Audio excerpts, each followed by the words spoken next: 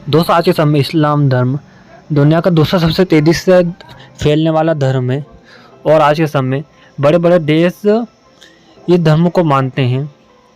और दोस्तों इस धर्म के लोग बहुत ज़्यादा अमीर होते हैं। पर दोस्तों आपको पता ही होगा आखिर इसकी शुरुआत कहाँ से हुई थी।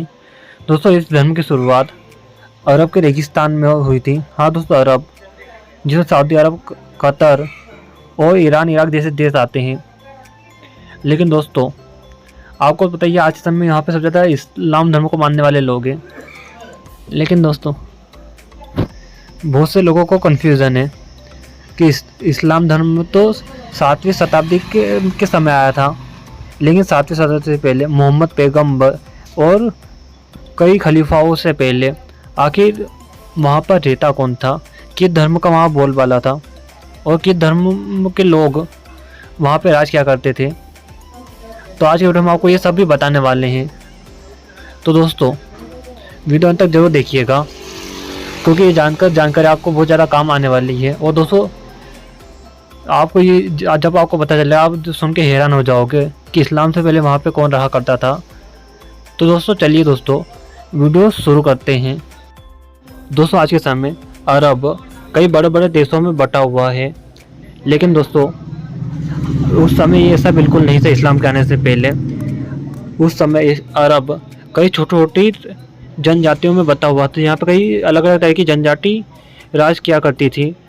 और दोस्तों उस समय वहाँ पर ये इनका छोटी ही जनजाति राज करती थी। यहाँ पे किसी कोई बड़ा एम्पायर नहीं था। यही कारण था कि इनमें आपस में हमेशा लड़ाई झगड़े हुआ करते थे। उस समय रोमन एम्पायर और खिलाफत जैसा कई बड़े बड़े एम्पायर थे, पर उन्होंने कभी इस पर हमला नहीं किया क्योंकि ये था ही इतना खतरनाक। और दोस्तों ये युद्ध में इतने खतरनाक थे कि इनसे युद्ध में जीतना बहुत ज़्यादा मुश्किल था। दोस्तों उसके अलावा बात करें, इन पे कई बड़े बड़े एम्पायर ने हमला भी करा था, पर ये हमेशा जीत जाया करते थे। दोस्तों ये छोटी छोटी बातों के लिए लड़ा करते थे, हंसी मजाक में ये एक दूसरे की जान लिया करते थे। ये इतने ज़्यादा ताकतवर थे और इनका युद्ध का तरीका भी ऐसा था कि इनके आसपास जो बड़े एम्पायर थे वो सभी यहाँ पे आते थे और उनके लोगों को ले जाते थे अपने सेना में भर्ती करने के लिए। इसके अलावा दोस्तों ये किसी से नहीं डरते थे। यहाँ पे कई युद्धों कई सारे ट्राइब्स थे, पर यहाँ हनीफा और किलाब ये दो ट्राइब्स बहुत ज़्यादा शक्तिशाली हुआ करते थे। एक जगह से दूसरी जगह घुमा करते थे अपना घर और खाना वगैरह खाने के लिए। एक जगह नहीं टिकते थे, इधर से उधर जाया करते थे। दोस्तों आज के समय भले यहाँ पे महिला की बहुत ज़्यादा इज्जत की जाती है, उनको गुरखे में रखा जाता है, पर उस समय ऐसा बिल्कुल नहीं था। उस समय महिलाओं की बिल्कुल इज्जत नहीं किया करती थी। उन्हें बस बच्चे पैदा करना और खाना बनाने वाली नौकरानी की तरह देखा जाया करता था। उस समय उनके 10-10, 15-15 पत्नियाँ हुआ करती थी और वो उससे ज़्यादा बढ़ाया करते थे। वहाँ पे स्थिति ऐसी थी, कभी कोई छोटी बच्ची रहती थी, उन्हें लोगों से बचाने के लिए उन्हें बच्ची को मार दिया जाता था या फिर उसे जिंदा ही दफना दिया जाता था ताकि कोई आदमी उसकी तरफ गलत नियत ना कर पाए।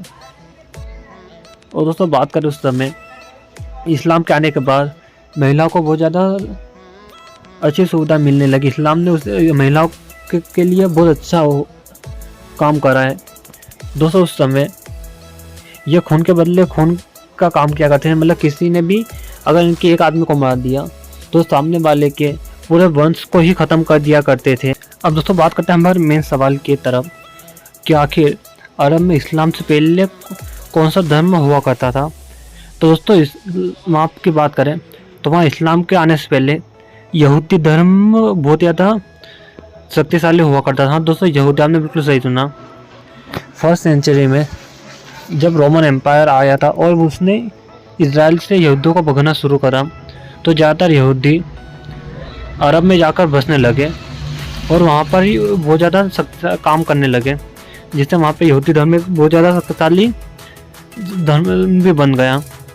और दोस्तों यही कारण था कि यहूदी और उन ट्राइब में युद्ध हुआ करता था, पर दोस्तों यहूदी अपने दिमाग और शक्ति के कारण उनको हरा दिया करता था थे। दोस्तों यहूदी धर्म की बात करें यहूदी धर्म व्यापार में बहुत ज़्यादा ताकतवर थे। वो व्यापार में हमेशा आगे थे। यही कारण था कि वो व्यापार वहाँ से व्यापार करके और आगे पहुंचा दिया करते थे, जिससे उनके पास पैसों की कमी नहीं थी। दोस्तों उस समय अलग अलग टाइप अलग अलग देवी देवता की पूजा करते थे। यानी कोई ट्राइब बात कर वो अपने देवी देवता सूरज की पूजा करता है, कोई पानी की, कोई हवा की और कोई जंगल वगैरह की। और दोस्तों इन सबका एक पवित्र स्थान हुआ करता था जहाँ ये सभी मिला करते थे। दोस्तों उसका नाम था मक्का। हाँ दोस्तों मक्का जो आज ना पवित्र स्थान है, उस समय वो इतना हुआ करता था। इस्लाम के आने से पहले भी सभी लोग मक्का में ही जाया करते थे, जहाँ सभी की देवी देवता की मूर्ति रखी जाती थी। और वो आपस में कोई भी लड़ाई झगड़ा होता तो वहीं पे जाकर सुलह करते थे। उस समय मक्का पर एक बहुत ताकतवर टाइप का राज हुआ करता था। और उस समय जो मदीना बात करें, मदीना भी उस समय मौजूद, जिसे यतरीब कहा जाता है। उन दोनों पर अलग अलग लोगों का कब्जा हुआ करता था। लेकिन बात करें दोस्तों यहूदी ने अपने युद्ध कौशल और दिमाग के बल पर मदीना पे कब्जा कर लिया दोस्तों, जिसके बाद वो रेस्ट से होते हुए अपना सारा व्यापार करते थे। और दोस्तों उनके पास के साथ एक दो ट्राइब भी जुड़ी हुई थी। वो एक दो ट्राइब भी वहाँ पे खेती वगैरह क्या करते थे रेड सी के पास, और वो सब भी सामान यहूदी बेचने के बेच दिया करते थे, जिससे जो भी पैसा आता वो आपस में बांट लिया करते थे, जिससे उन यहूदी और उन ट्राइब में अच्छी व्यवहार था। यही कारण था कि यहूदी को उनका सपोर्ट मिलने के कारण दूसरे ट्राइब कभी उनको हरा नहीं पाए। और इससे ही यहूदी उस समय बहुत ज़्यादा ताकतवर धर्म बन के उभरा था। और उन ट्राइब्स में व्यापार के जरिए बहुत ज़्यादा अच्छे व्यवहार बना लिए थे। और यहूदी के व्यापार कारण ही ज़्यादा ट्राइब्स